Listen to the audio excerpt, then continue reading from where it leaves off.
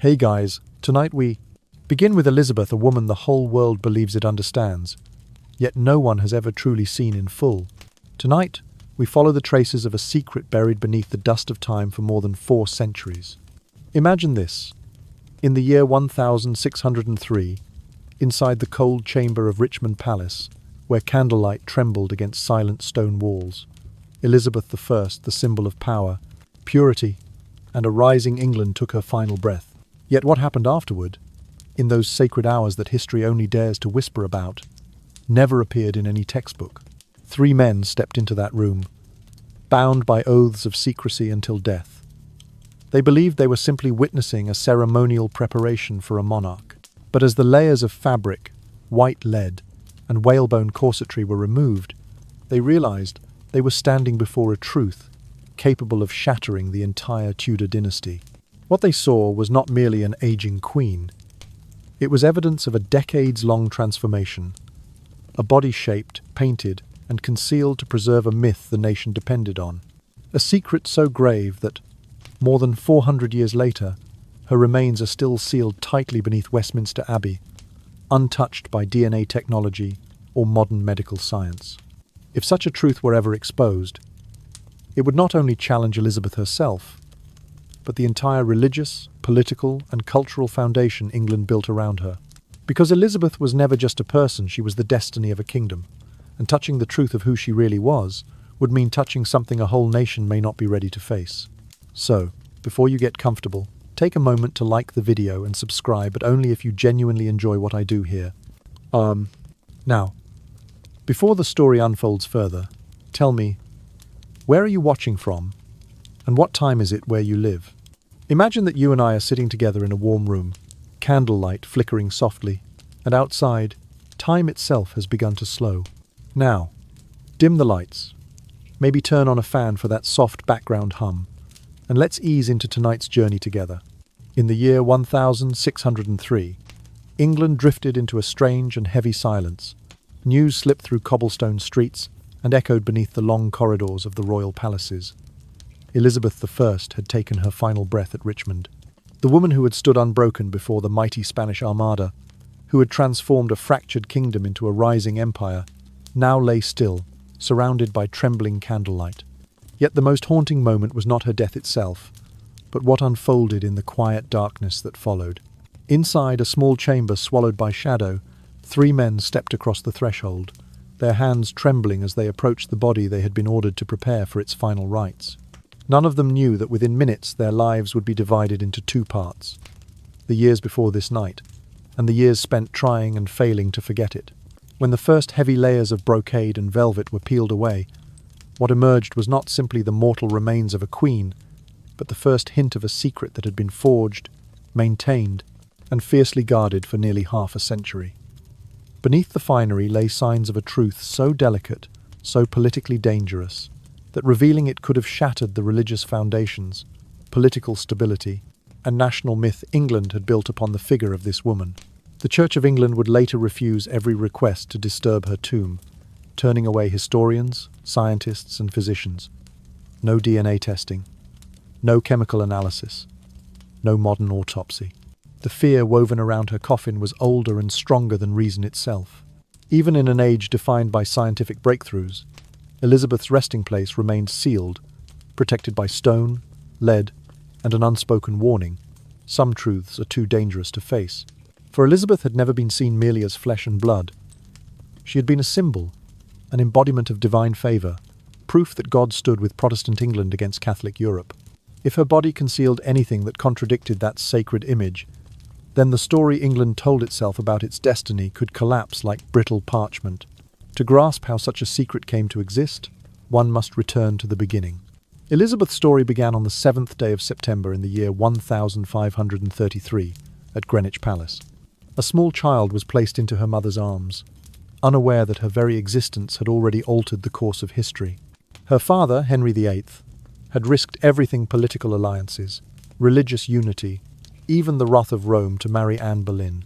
He severed England from the Catholic Church, declared himself supreme head of the Church of England, and reshaped the spiritual landscape of his realm. All of it had been done for one purpose: the birth of a male heir, But instead of a son, he received Elizabeth, a daughter who would one day eclipse every prince who came before or after her. At that moment, however, disappointment clouded the royal household. The fulfillment Henry expected slipped away as swiftly as the tide. Within only 3 years, Anne Boleyn would be executed accused of crimes that nearly all modern scholars consider fabricated. Little Elizabeth, not yet 3 years old, would feel her place in the world crumble. One day she was a cherished princess. The next, she was declared illegitimate, the daughter of a woman condemned as a traitor and an adulteress. Though she was too young to understand, that early wound shaped the path ahead. She learned, even without words, that in the Tudor court a woman's body could determine her fate. It could raise dynasties or destroy them, and the wrong truth whispered or discovered could cost not only a crown, but a life. It was within this unstable world of suspicion, ambition, and perilous expectations that the first fragile roots of the great secret were planted. Roots that would remain hidden beneath silk, ceremony, and silence, until the night when 3 trembling men would uncover what had been concealed for almost 50 years. Elizabeth grew up in a world where a woman's body was never simply a body. It was a battlefield on which power, loyalty, and survival were constantly tested. Her mother, Anne Boleyn, was executed when Elizabeth had not yet reached her 3rd year of life. One day, she was a princess wrapped in velvet and hope.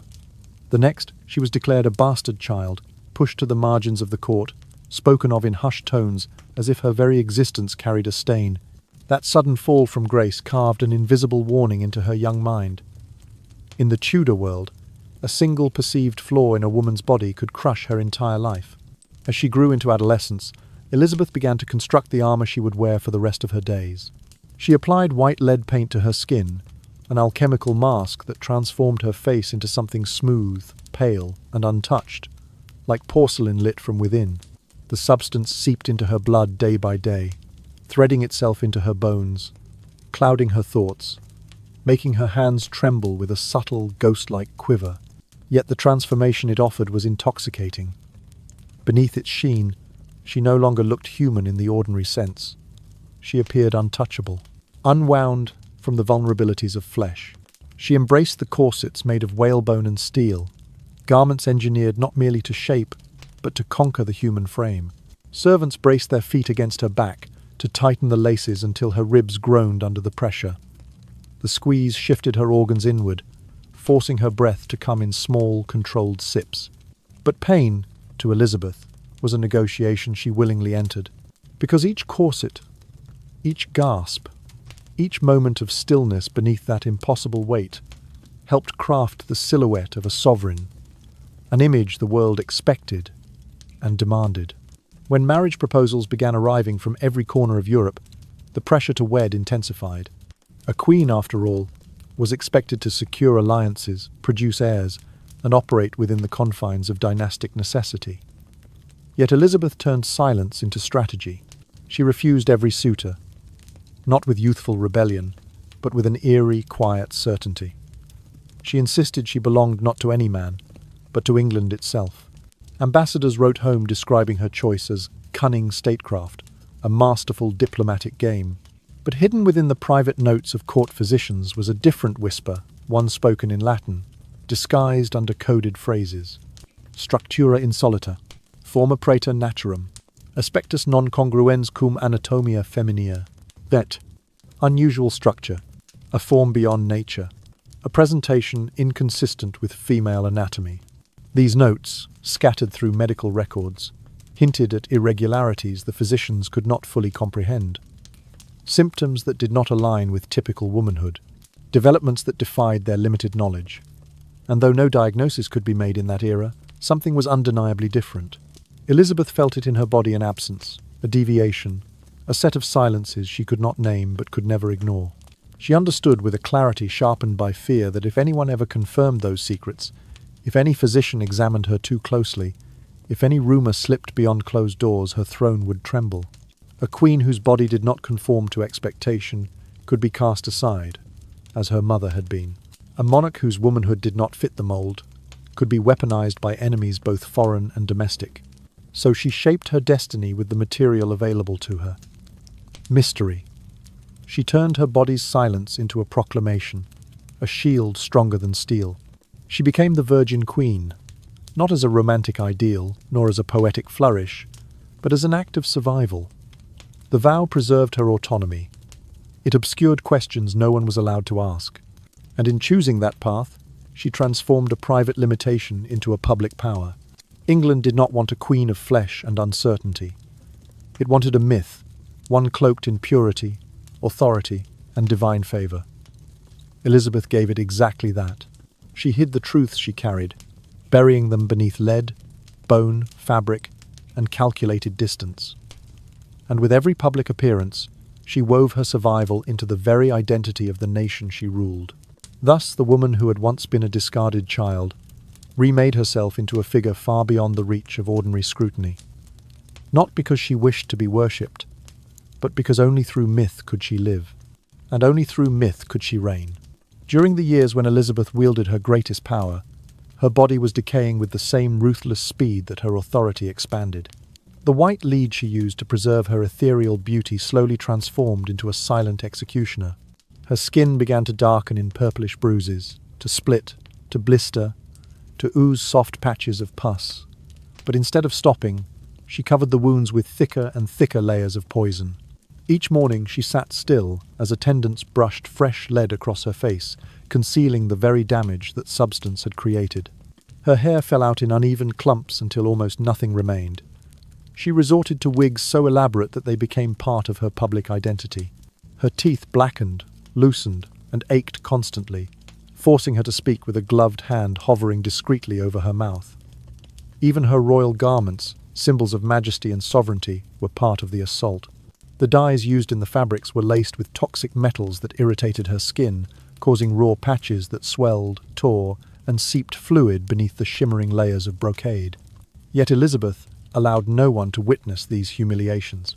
Each public appearance became a kind of theatre, carefully orchestrated to preserve the illusion of a queen untouched by time. Servants were required to sign oaths of secrecy. Palace corridors were rearranged so that no courtier could ever stand close enough to see the truth beneath her painted surface. The distances between her and her subjects, meticulously measured, ensured they saw only light, never decay. They saw the Virgin Queen radiant, eternal, unyielding, not the woman who trembled beneath her jewels. But when the torches were extinguished and the palace sank into quiet, her body betrayed her. At night, the pain surged through her in waves so sharp that her hands shook uncontrollably. She struggled to lift a cup of water. The lead accumulating in her blood began eroding her nervous system. Her vision flickered. Her thoughts drifted into strange patterns. She saw figures that were not their shadows at the corners of her chambers. Outlines of courtiers long dead. Whispers echoing in hallways where no voice had been. Sometimes she spoke to these apparitions, her tone calm and familiar, as if addressing friends from childhood. Her ladies-in-waiting, unable to understand the cause, attributed the behavior to age or exhaustion. But the truth was far darker.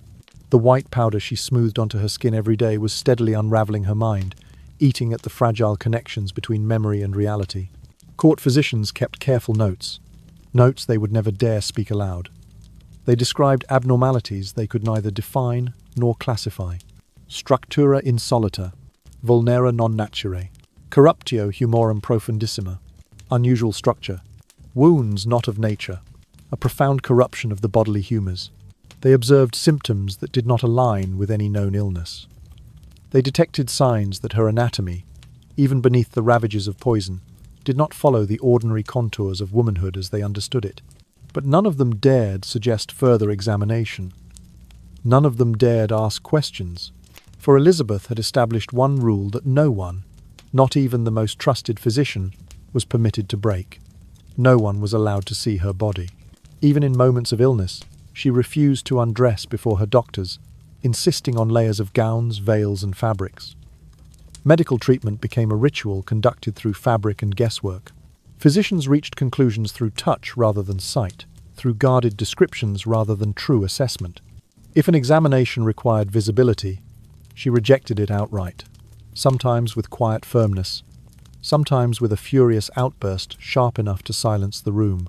Beneath her magnificent gowns, her flesh deteriorated like a house sinking into its foundation. And every day, The Queen rebuilt the facade painting, binding, hiding, until the image of health and grace was restored just long enough for her to appear before her people. The kingdom saw the glow. Only Elizabeth felt the rot, and as her mind frayed, as the line between reality and hallucination blurred, her iron rule held stronger than ever. The body of the monarch, its secrets, its failures, its abnormalities must remain unseen. Because Elizabeth understood better than anyone, if they saw her as she truly was, her reign could not survive. So she continued the performance, even as it consumed her from within. As age pressed its cold hand upon her, the damage Elizabeth had long concealed began to surface in ways even she could no longer fully hide. A few foreign ambassadors granted rare glimpses of her before the layers of paint and fabric were applied, recorded descriptions that haunted them for weeks. They wrote of a face pale as a corpse, mottled with patches of discoloration, lips darkened to a bruised violet, and eyes emptied of their former fire. Yet once the white lead mask, the iron-tight corsets, and the heavy gowns were arranged around her, the dying woman disappeared, replaced by the eternal icon she had spent a lifetime constructing. It was during these final years that the most terrifying secret emerged. Near her left breast, a dark purplish mass began to grow small at first, then larger with each passing month. It seeped a metallic odor sharp enough to sting the eyes, and from its swollen surface leaked a thick black fluid resembling tar. Modern scholars sometimes speculate that it may have been a teratoma, a monstrous kind of tumor capable of forming hair or even teeth. But to the people of the 16th century, confronted with such an abomination, there could be only one explanation: a mark of the devil himself. Inside her body, decay advanced like a second kingdom consuming the first. Her liver hardened to the texture of stone. Her kidneys shriveled and folded inward like dried fruit. Her spine, the axis of her regal posture, had twisted into a cruel curve after more than 4 decades imprisoned within whalebone and steel. Breathing required her entire will. Each shallow inhalation felt like lifting the weight of her own legend. And still, she refused any full examination. No physician, not even the most trusted, was allowed to see what lay beneath the veils. But the most fearsome truth was hidden not in the tumor, nor the poisoned organs, but in the part of the body that defined womanhood in the eyes of the world. Scattered medical notes, written in hesitant Latin, spoke of an ambiguity, a blurring of physical structures that should have been distinct. The language was cautious, as if the writers feared even to articulate what they saw. Forma incerta, structura imperfecta, naturae non conformis, an uncertain form, an incomplete structura, a body not aligned with nature. The implication was unmistakable. Elizabeth's reproductive anatomy had never fully developed according to the typical pattern of a woman. This single fact, if ever revealed, would have unraveled her entire reign. It explained her refusal to bear children, her avoidance of marriage, her lifelong reluctance to submit to medical inspection. It illuminated her decision to position herself as something beyond gender, a monarch whose authority sprang not from her body but from a myth she had constructed with relentless precision. The Virgin Queen had not merely chosen chastity, she had been forced into it by the quiet rebellion of her own flesh. And she had turned that necessity into a weapon sharper than any sword. For decades, she existed not as a woman subject to ordinary expectations, but as a sovereign spirit, an embodiment of England itself, untouched, unclaimed, and therefore immune to the vulnerabilities that marriage or childbirth would impose. But if such knowledge had reached her enemies, if Spain or Rome had discovered that the Queen's own body defied the norms of womanhood, they would have seized upon it as proof of divine punishment. They would have declared that God was condemning Protestant England through the very figure meant to represent its purity. The political and spiritual consequences would have been catastrophic. So Elizabeth hid the truth behind layers of silk and ceremony. She hid it behind paint, behind distance, behind the carefully curated silence of her attendants. She hid it so deeply that even death approached with hesitation, as if unsure how to claim a woman who had spent her entire life denying the limitations of flesh. And she carried that secret with her until her final breath, guarding it not for herself, but for the fragile kingdom built upon her myth, knowing that if the world saw her body, it might no longer believe in the crown she wore. When Elizabeth released her final breath at 3 o'clock in the morning, the last convulsion of her body left the witnesses frozen in place, unsure whether they had just watched a death or a soul escaping from a decaying shell that had held it prisoner for far too long. The moment her chest fell still, the machinery of concealment refined over decades, awakened with silent precision. The chamber was sealed at once, its doors locked, its windows barred. No one outside that room would ever again look upon the true form of England's Virgin Queen. Her body was wrapped tightly in layer upon layer of silk, the fabric binding her shape before the stiffness of death could set in. She was placed swiftly into a lead coffin, a coffin that was soldered shut immediately, the seams sealed before her attendants had time to breathe. There would be no death mask, no final portrait, no opportunity for anyone, save the 3 trembling men present, to see what her beauty had become beneath the paint and the legend. Everything that touched her was destroyed. Cloths were burned, tools shattered, basins discarded, and even the stone surface upon which her body had rested was torn from the chamber and replaced with new slabs. The floorboards beneath her were scrubbed until the grain lifted, then removed entirely.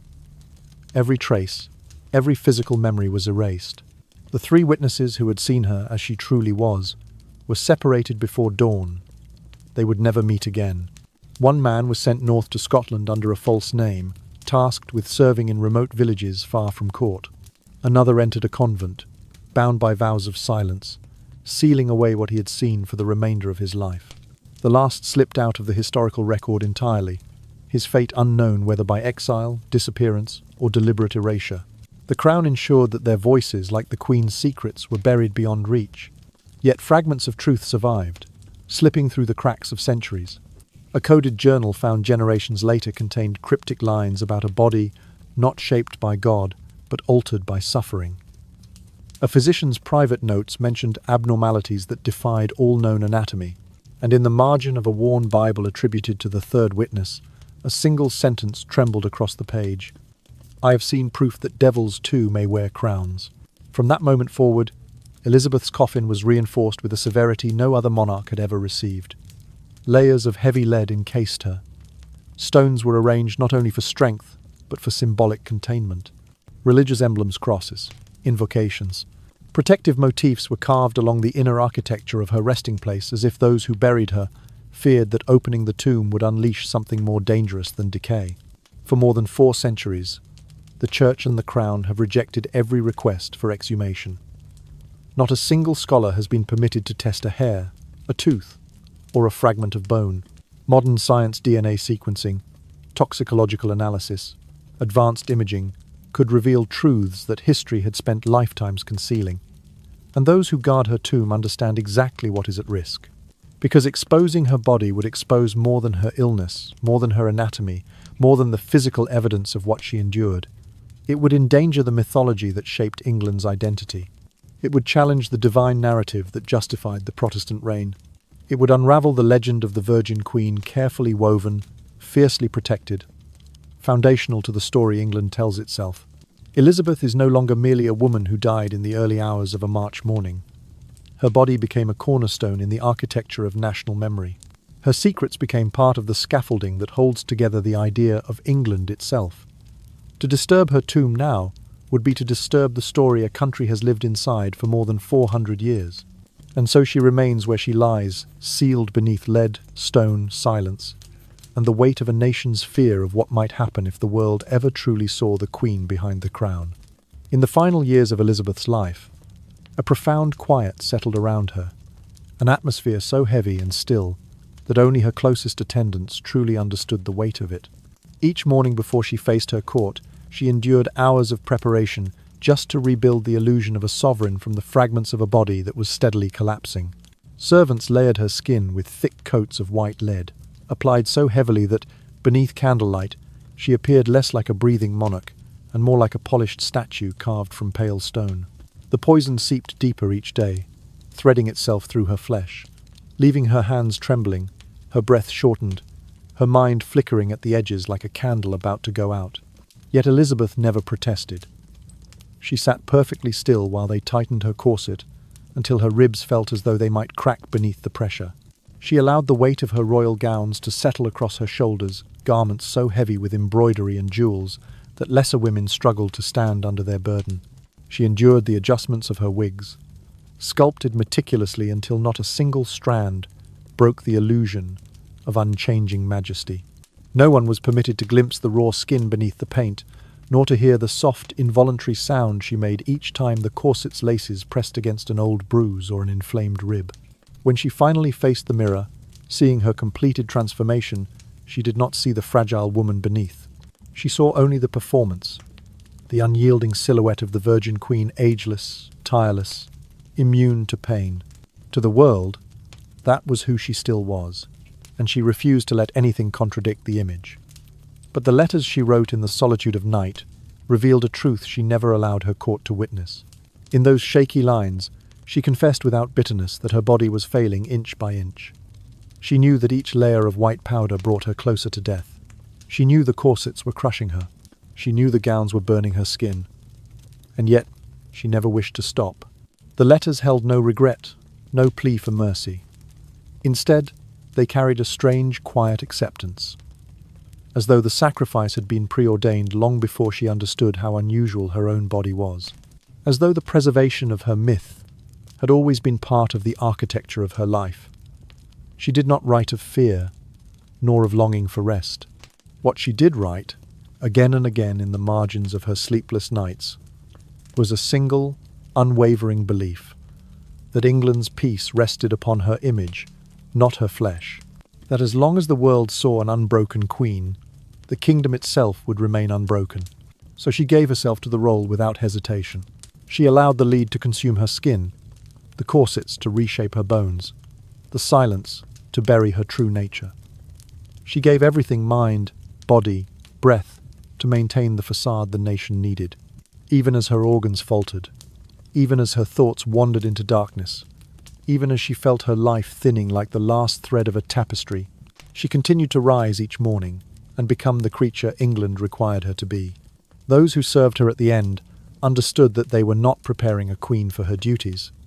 They were resurrecting her each day, stitching together the remnants of her humanity so the legend could walk a little longer. And Elizabeth herself understood that too. She embraced the transformation, not as vanity, but as duty. She lived as if her body belonged to the crown, not to herself. She accepted suffering as the toll demanded by the myth she represented. In those final days, she did not cling to life for her own sake, nor did she lament the cost of her existence. Instead, she held fast to the one belief that had guided her through every agony, that the image of the Virgin Queen was larger, more important, and more enduring than anything she felt in her flesh. That image had held England steady through wars, conspiracies, plagues, and political storms, and she would hold it together until her last breath, because only then would England be safe. It was not fear that drove her, but a deep, resigned tenderness toward the nation she had sworn herself to. A belief that her suffering was a small price to pay for the peace of a kingdom, and in the final, fragile years of her reign, that belief was all she had left to offer. In the long, sleepless nights of her final years, Elizabeth often sat motionless for hours, her gaze fixed on the darkest corner of her chamber, as though she were holding a silent conversation with something no one else could see. Sometimes she whispered the name of her mother, Anne Boleyn, as if the woman executed 3 decades earlier still lingered somewhere nearby, guarding the daughter she had not lived to raise. At other times, Elizabeth smiled faintly at companions from her childhood, friends who had long since turned to dust. The servants murmured among themselves that the Queen was losing her mind, drifting into madness. But none of them understood that what gripped her was not age, and not grief alone. It was the lead that had been slowly corroding her brain for decades. The slight tremors that ran through her hands, the sudden tears that welled up without warning, the whispered conversations with empty air, these were merely the earliest signs. The poison she had painted onto her skin each morning had seeped deep enough to alter the pathways of her thoughts, fraying the edges of memory, loosening her grasp on the waking world. Yet Elizabeth refused to allow anyone to name the truth aloud. Whenever a physician dared suggest a more thorough examination, she recoiled with fury, turning her body away as if their touch were a threat. She treated their curiosity as though it were an attempt to peel back the final layer of secrecy she still possessed. For Elizabeth knew more clearly than any physician what was happening to her. She felt every fracture in her mind as sharply as she felt the bruises beneath her corset. But she understood something deeper than illness. The moment a single person looked upon her unadorned flesh, saw the discoloration, the swelling, the strange anatomy she had hidden all her life. Everything she had built would collapse. Her dynasty, her religious settlement, the fragile belief that England was guided by a sovereign blessed by God. All of it rested on a single illusion. The Queen must remain untouchable, perfect, whole. And so she positioned herself between the truth and the world, like a guardian standing watch over her own body. Every time her breath hitched into a cough, sharp enough to twist her ribs, she commanded the doors to be shut. When she fainted, her vision narrowing to a tunnel of darkness, she demanded that no one enter until she could sit upright again. No witness was allowed to see the Queen undone by weakness. No servant was permitted to glimpse the trembling that overtook her after the hallucinations faded. To the court, she became a distant, unknowable figure, a sovereign wrapped in silence and ritual. To the country, she remained the embodiment of security, steady, unwavering, the Virgin Queen who guided England like a star that never dimmed. But Elizabeth herself saw something different each time she caught her reflection in a shard of polished metal. She saw a body unraveling, skin thinning, bones aching, thoughts scattering like ashes in wind. She saw the slow undoing of the flesh she had tried so hard to shape into myth. And she feared, not for her life, but for the world that depended upon that myth. She feared that if anyone glimpsed even a fragment of the truth beneath her layers of silk and paint, they would no longer see a queen chosen by destiny. They would see a frail, dying woman whose body had betrayed every expectation laid upon it from the day she was born. They would see ambiguity instead of divinity, vulnerability instead of power. It was not the decay that frightened her, it was the shift in perception that decay would bring. So she protected her body with the same ferocity she once used to protect her throne. She hid her illness behind closed doors, her pain behind ceremony, her terror behind silence. She understood that the truth of her body could not coexist with the truth of her reign. And thus, night after night, she sat in the darkness, alone, guarding not only her secrets but the very identity of England itself. For Elizabeth knew with absolute clarity, if the world ever truly saw her, saw the trembling, the shadows, the dissolving boundary between life and vision, it would never look at her the same way again. And she could not allow that. Not while a kingdom depended upon the illusion she had spent a lifetime sustaining. There were rare moments, fleeting, almost accidental, when the trembling candlelight slipped across the thick layers of white lead on Elizabeth's face and revealed something no courtier dared name. Exhaustion, deep and ancient, gathered like shadows in her eyes. But even in those fragile instants, she maintained the same steady voice, the same carefully measured smile that no longer belonged to a body capable of comfort. The court, in its innocence, believed they were witnessing strength. They bowed before what they thought was endurance, divine favor, the resilience of a queen chosen by Providence itself. They did not see what lay beneath. Under the crushing weight of her gowns, hidden behind whalebone, steel and silk, Elizabeth's body was quietly unraveling. The mass near her left breast had grown larger, darkening into a deep, bruised purple, like congealed blood that had been trapped for weeks. At times, when she was alone and the room had fallen still, she could feel it throb softly like a second heartbeat pulsing in defiance of her will. No one had ever seen it. No one had heard her speak of it, because she knew that if a single whisper about its existence escaped beyond those walls, even the strongest throne in Europe would tremble. The physician's notes, written in Latin and soaked in caution, hinted at truths they dared not speak aloud. Phrases such as structura praeter naturam, a structure beyond nature, and forma non conveniens anatomiae feminiae, a form not consistent with female anatomy, had been buried deep in their private journals, never meant to be read by anyone outside the royal chambers. Every man who documented such abnormalities understood the same thing. If these words ever slipped from parchment into rumour, Elizabeth's enemies would seize upon them as a sign that God had turned his face away from England. But when Elizabeth stood before the court, held upright by corsets that carved pain into her ribs, radiance carefully painted upon her skin, she seemed untouchable.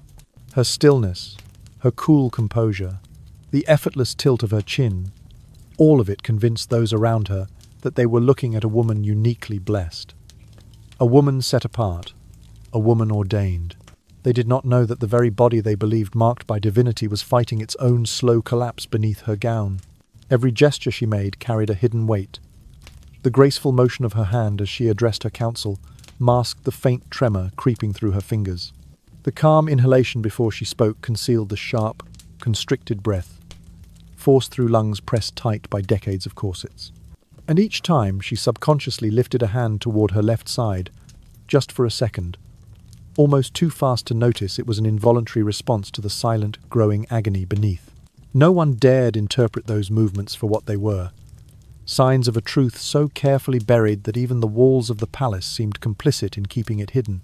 And within all these concealed afflictions, one reality stood out above the rest, haunting in its clarity. Elizabeth was not afraid of the pain.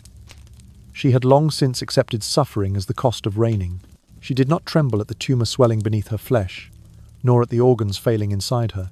She did not fear the hallucinations born from the poison in her blood, nor the creeping weakness that slowed her steps. The only thing that frightened her truly, deeply, was the idea that someone might see, that someone might glimpse what lay beneath the lead and velvet, that someone might discover the parts of her body that did not align with the expectations of a queen or of a woman, that someone might speak aloud what she had spent her entire life silencing. Because if the truth of her body were revealed, the truth of her reign would unravel with it. So she played her role with unwavering devotion. Her silence became armor. Her suffering became ritual. And every morning, as she stepped into the light of her court, she carried with her the heaviest secret in England, the knowledge that the image they worshipped was the one thing she could never allow them to see. Even in her final days, when the long ache of her failing body made it nearly impossible for her to recline, Elizabeth refused to lie down.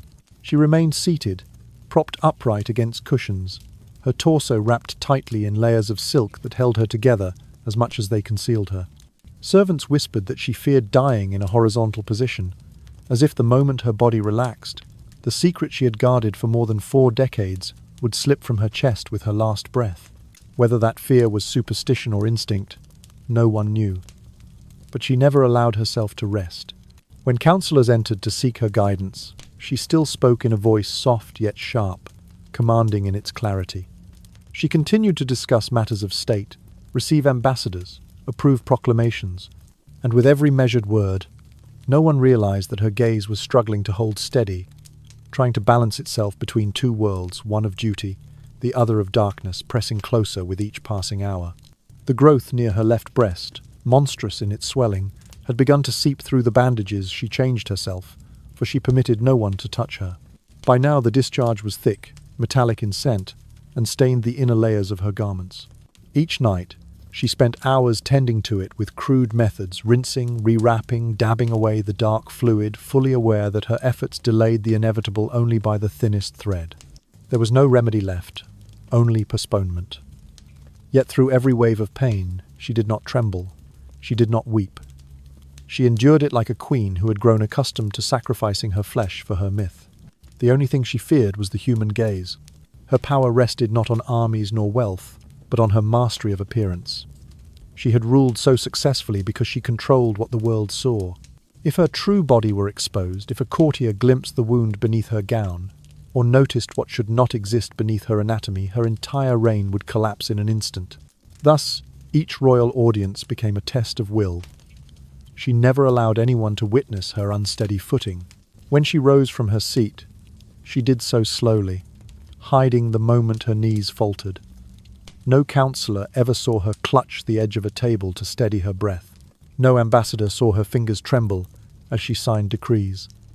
She concealed every weakness behind a stillness she forced into her bones. Neither Parliament nor court realized that beneath the rustle of her heavy gowns, Elizabeth was clenching her jaw against the erratic pounding of the tumor that throbbed like a foreign heart. They never knew that when a breeze slipped through the chamber and stirred her garments, she bit down hard to suppress the pain that flared beneath her ribs. The image she gave them was unbroken, untouched. And only when the palace finally surrendered tonight, when the torches burned low, when the courtiers retreated, when the halls grew quiet, did Elizabeth allow herself to exhale. It was the breath of someone stepping out from under a colossal weight, someone who no longer had to pretend for a few fleeting hours. But dawn always came, and as the first glow of morning reached her chamber, she returned to the mirror, to the paint, to the silk, to the myth she had chosen in her youth. She rebuilt herself piece by piece. The lead to hide the truth? The corset to contain it? The velvet to mask the tremors? The legend to silence every question? For as long as she lived, even when her body betrayed her in every conceivable way, Elizabeth chose duty over breath, myth over flesh, and the crown over the fragile woman who bore it. On the day the stroke struck, no one in the palace was prepared for what unfolded. It happened during a routine audience, one of the many Elizabeth had forced herself to endure despite her failing strength. In the middle of a sentence, she stopped. Her voice caught in her throat.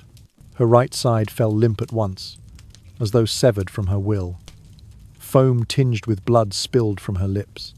And in that single terrible instant, the divine facade that her court had worshipped for decades shattered like thin glass. She collapsed into the arms of those close enough to catch her, her body twitching, her breath choking against the corset that bound her ribs. Panic erupted in the chamber, but protocol held fast. She was lifted, carried swiftly not to the physicians waiting outside, but to her private room, the one guarded by silence and fear. No one except her most trusted attendants was allowed to cross its threshold. Those who witnessed the collapse believed she would die before nightfall. But Elizabeth, held upright by layers of cushions and determination, opened her eyes again. Her breaths were heavy, ragged, yet she forced words through them, and the men who later whispered about that moment said that what she uttered should never have been spoken aloud. Some claim she murmured about chains wrapped around my neck, as if her own body had imprisoned her for years. Others swore she whispered a darker truth, something about a form not born of creation, a confession so unsettling that no one dared repeat it in full. Whether these words were hallucinations, clarity, or something else entirely, no one had time to interpret them. Within days, every witness to her collapse was sent away from London, exiled to distant estates, remote posts, or roles designed to ensure they would never speak of what they had heard. Elizabeth survived 2 more days, but she did not lie down. She refused to rest horizontally, insisting instead on standing or sitting, propped by pillows stacked so high they seemed like the supports of a crumbling cathedral. Each jolt of pain made her entire frame shudder, yet her voice, when she managed to use it, still reached for authority. Her attendants described a queen trying to speak through waves of agony, a queen whose pride remained intact even as her body unraveled. Then came the 3rd hour of that final morning. The room was dim, lit only by small candles guttering in the cold air. Elizabeth's breaths had grown thin, stretched out as though she were pulling them from a great distance. Her eyes were half closed, fixed on something no one else could see. And then her body convulsed violently, unnaturally, so forcefully that the witnesses turned away, unable to watch. Her limbs jerked in a way that defied their understanding of death, as though her form itself resisted release. When the spasms ceased, silence settled like frost over the chamber. It was a silence too complete, too heavy. Those present knew at once that the Queen's final breath had passed. But what frightened them was not the stillness of death. It was what her body had become in those last moments. What truths it hinted at. What secrets might now be exposed in the light of day. They did not speak. They did not look at one another. They simply understood.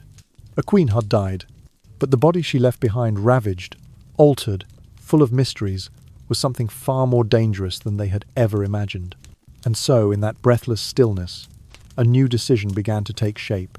A decision not about mourning, nor about legacy, but about concealment, about erasure, about burying more than a monarch burying the truth itself.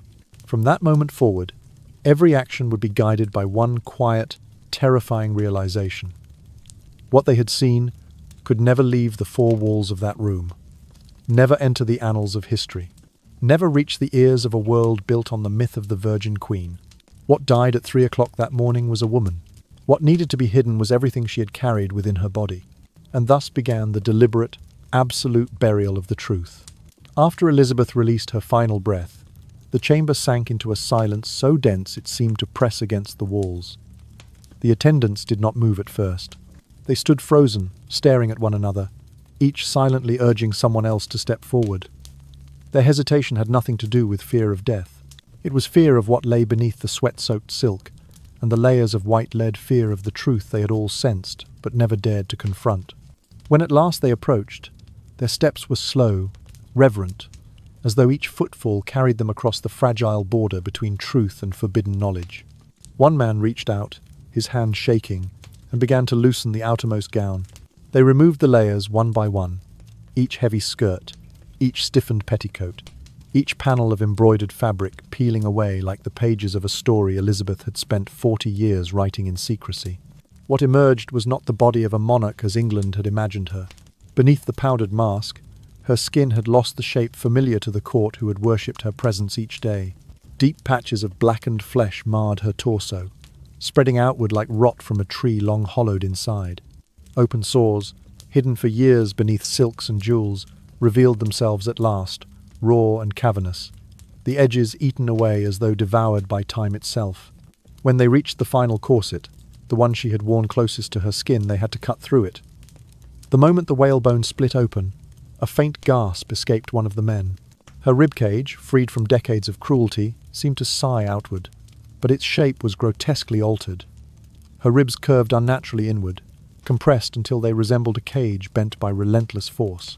Her spine twisted sharply, the vertebrae bulging beneath skin so thin it resembled wet parchment. Yet, it was not the bones that made them recoil. It was her eyes. Though her body lay still, Elizabeth's eyelids remained partly open, revealing the unmistakable yellow cast of lead poisoning that had settled in her stare. And there, behind the colour, lingered something else, an unbroken vigilance, as if even in death she was guarding the truth she had died protecting. The men froze. For a moment, none could breathe. One of them, gathering his courage, reached out to close her eyes. His fingers pressed softly against her lids, but they refused to meet. They remained slightly parted, as though Elizabeth herself still dictated what could and could not be seen. The man withdrew his hand immediately, trembling. In that moment, all three understood with a clarity that felt almost sacred. Their task was no longer merely to prepare a body for burial. It was to seal away a truth that must never escape this room. To preserve the legend, they would have to bury the evidence that contradicted it. The candle flames trembled as they worked, casting flickering shadows over the Queen's lips, lips once capable of speeches that shook kingdoms. Now they were darkened, stained with the last residue of the toxins she had worn proudly as armor. There was no voice left, no regal bearing, only the silent, irreversible cost of a crown she had upheld at the expense of her very flesh. Each man felt it. The weight of what they had witnessed was heavier than the lead coffin waiting in the next chamber. And as they prepared her body, cleaning what could be cleaned, covering what could not, they realized they were not simply tending to a queen. They were concealing the final, terrible chapter of her life. A chapter that, if known, would unravel the myth England had been built on. Elizabeth had died, but the truth of her body, the truth she had buried beneath 40 years of white lead, steel corsets and royal silence, was still alive, and it demanded to be hidden. When the dark purple-black mass beneath Elizabeth's left breast was finally exposed, a metallic stench flooded the chamber, so quickly and so violently that the candles near the window flickered, shrinking back as if the very air refused to touch what lay there. The tumour rose and fell faintly, pulsing with the last echoes of blood that no longer flowed. The skin stretched over it was so thin it had become translucent, and through it the men could see thick, branching veins, spreading upward like a web spun by something unnatural. One of them, whether from duty or dread, extended a trembling finger and brushed the surface. The moment he did, a viscous black fluid oozed out, thick as molten tar, clinging to his skin with a stickiness that made him recoil. It did not drip. It did not slide. It simply held on, as though it had its own will. And beneath the cracked membrane of skin, they saw something that made each man's breath stop. Strands of hair, fine but undeniable, tangled near structures that looked disturbingly like tiny irregular teeth. The world generations later would know this as a teratoma. But to men of the 16th century, standing in the dim light of a sealed chamber, it could only be interpreted as something beyond natural order, something that challenged the very boundary between the human and the monstrous. They said nothing, not because there were no words, but because speaking them aloud would have crossed a threshold none of them could return from. They stared at one another silently, each man seeing in the other's eyes the same realization. This was the secret Elizabeth had died protecting. And now, It belonged to them. As they continued their work, her organs revealed the long-buried truths that had been locked away beneath decades of silk and lead. Her liver had hardened so thoroughly that the blade of a small ceremonial knife slid across its surface without making a mark. Her kidneys had shriveled into leathery remnants, scarcely larger than dried fruit. And at the base of her spine, pooled in a hollow where bone met failing flesh, was a clotted mass of dark, metallic-smelling fluid black, semi-solid, sour, with the unmistakable scent of lead poisoning accumulated over 40 years.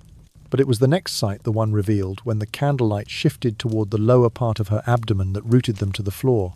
There, where her sex should have been clearly defined, was ambiguity, a form unfinished, a structure that did not conform to the anatomy of a woman, nor fully to that of a man. Soft tissue that lacked distinction, folds that suggested absence rather than presence, a configuration so uncertain that none of the three men could name what they were seeing, only that it was not what the world believed. A queen, a woman, a monarch chosen by God to lead a nation, should possess. In that suspended moment, illuminated by trembling candlelight, the truth stood before them without the protection of silk or legend. And all three understood, with a kind of reverence edged by terror, that they were witnessing the core of Elizabeth's lifelong battle, the truth she had armored beneath paint, steel, and myth. This was what she had hidden from her council, from the ambassadors, from the church, from history itself. This was the truth that could unravel England's belief in divine favour, in legitimate succession, in the righteousness of its Protestant destiny. This was the truth that could unmake a queen. They stood there, paralysed by the enormity of it, because what they looked upon was not merely a body. It was a question one capable of shaking the foundation of an entire kingdom, and they knew, without speaking a single word, that this sight could never be allowed to leave the room. They wrapped the body in silence. No prayer was spoken, no blessing whispered, only the soft, ghostly scrape of silk sliding over skin already cold. Each layer of fabric felt less like a shroud and more like an oath, as if every fold carried a command that the truth beneath must never rise again. They moved with care, with slowness, with the unbearable awareness that they were not preparing a queen for burial, they were sealing away a revelation that could unmake a kingdom. When the lead coffin was brought in, its shadow spread across the stone floor like a storm cloud. The room seemed to dim beneath its weight. They lifted Elizabeth, what remained of her, and lowered her into it. The moment her body touched the cold metal, all three men felt a heaviness sink inside them, as though their own hearts had dropped into the coffin as well. They understood, in a way deeper than fear, that this coffin was not meant to carry a corpse. It was meant to imprison a truth. The lid was lowered. The soft metallic thud it made was barely more than a whisper, yet it echoed through the chamber like the toll of a distant bell. The sound made their shoulders flinch. It was the sound of a truth being locked away forever. They began to seal it. Molten lead hissed as it filled the seams, glowing briefly before cooling into a dull, final line. The air grew thick with the stench of burning metal, blending with the faint, sour scent of a body already beginning to break down.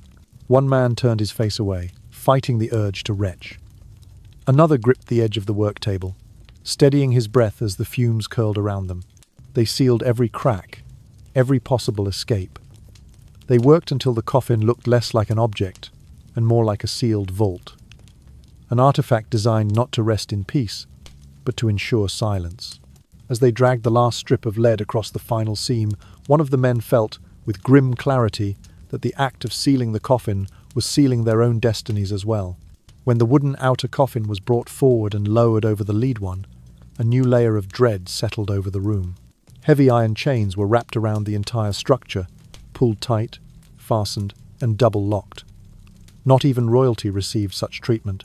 This was the kind of burial reserved for something people feared might break free. The silence that followed was thicker than the smoke from the cooling lead. It settled on their skin, in their lungs, between them, as though the room itself demanded they never speak of what had happened there, not to each other, not to anyone, not even to God. No ritual honoured the Queen's passing. No incense burned. No psalm was recited, because even honouring her might invite questions about why the coffin had been sealed so brutally, chained so tightly, hidden so completely, and questions were the greatest danger of all. When the three men stepped out of the chamber at last, their shadows stretched across the floor like the elongated silhouettes of unnamed sins. They did not look at one another. They did not speak. They all knew with a suffocating certainty that this was the end not only of a queen, but of their own lives as they had known them. By dusk they were separated forever.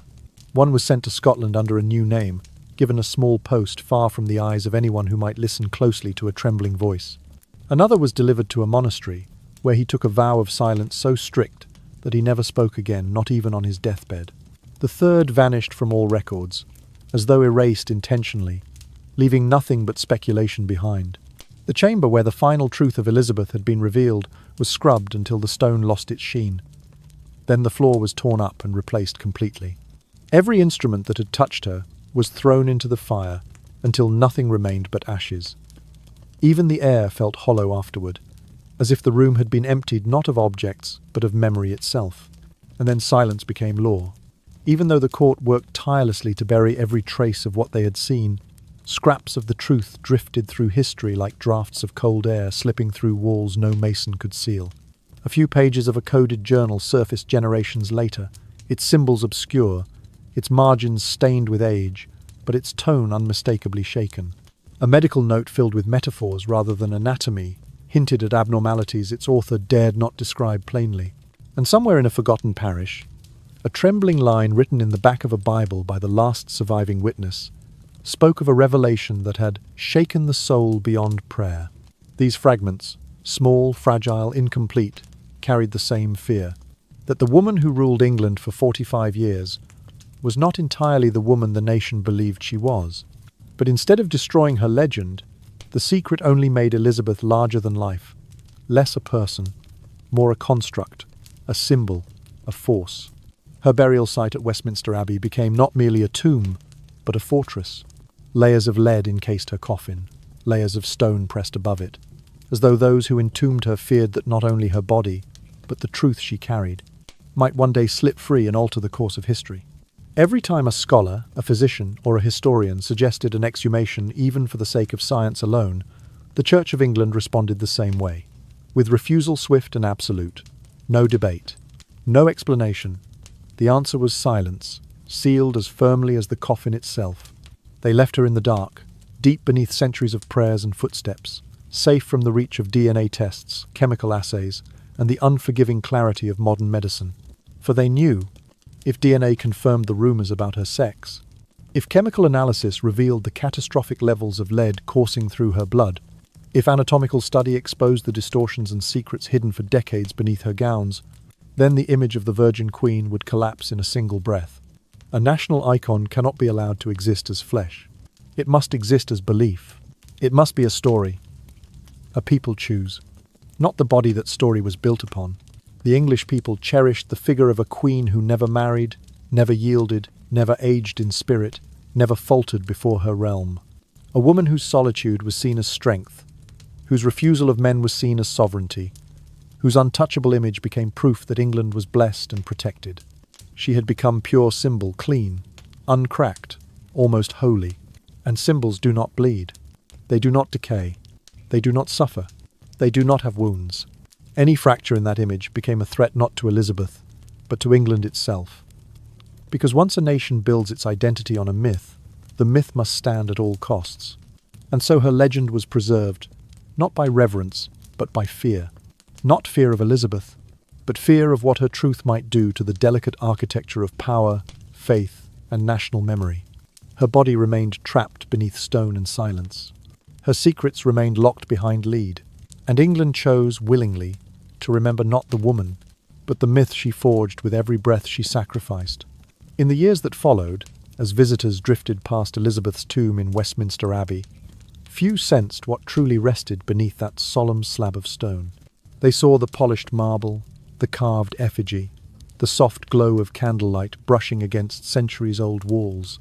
But they did not know, could not know, that sealed below was the body of a woman who had spent her entire life fighting to preserve a story.